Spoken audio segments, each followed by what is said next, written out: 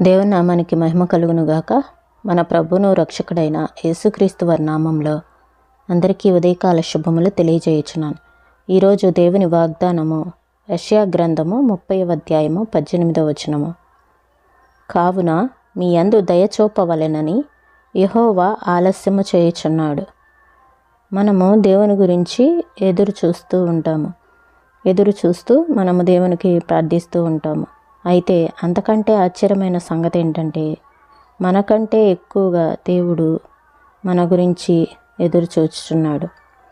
మరైతే దేవుడు నా గురించి ఎదురు చూస్తూ ఉన్నట్లయితే నా విషయంలో ఎందుకు ఆలస్యం అవుతుంది?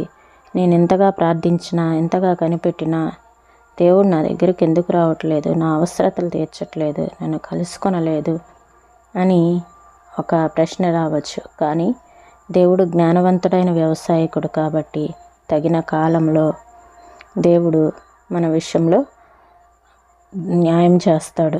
ఆయన కోసము మనము ఓపికతో కనిపెట్టుకొని ఉండినట్లయితే మన వలె తొందరపడుటకు ఆయన నరుడు కాడు కాబట్టి దేవుడు ఖచ్చితంగా మన విషయంలో న్యాయం తీర్చుతాడు. మనము దేవుని కొరకు ఎదురు చూచుటను గురించియే మనము తలంచుచుందుము. అయితే అంతకంటే ఆశ్చర్యకరమైన సంగతి, ఆయన మన కొరకు మరింతగా ఎదురు చూచుచున్నాడో ఆలోచించండి.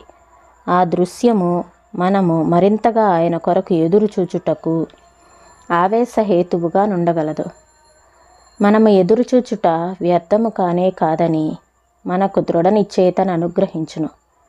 దీని భావము మరింత లోతుగా తెలుసుకొనుటకు ఈ క్షణమందే ఆయన సన్నిధిలో కనిపెట్టుదము.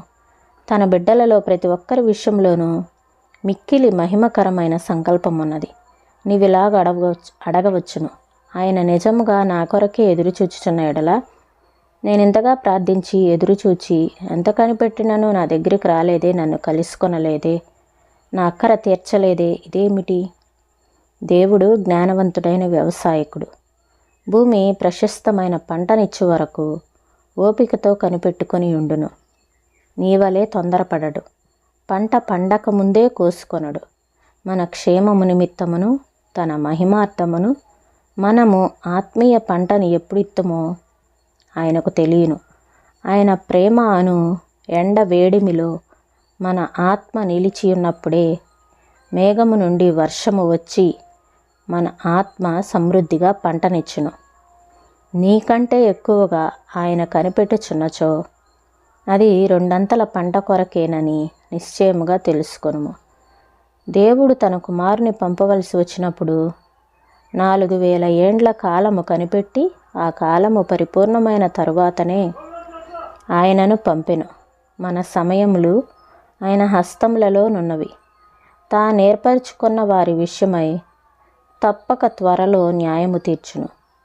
ఆయన మనకు సహాయము చేయుటకై ఎంత త్వరితముగానైనను వచ్చును.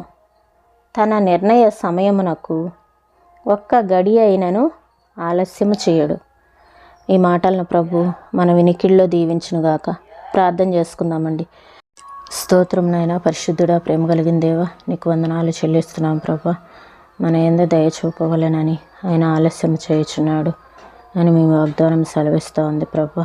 మేము ఎంతగా మీకోసం ఎదురు చూస్తున్నామో అంతకంటే ఎక్కువగా మా కోసం మీరు ఎదురు చూస్తున్నారు అనే మాటని మీరు తెలియపరిచారు ప్రభు. స్తోత్రంలో నాయన.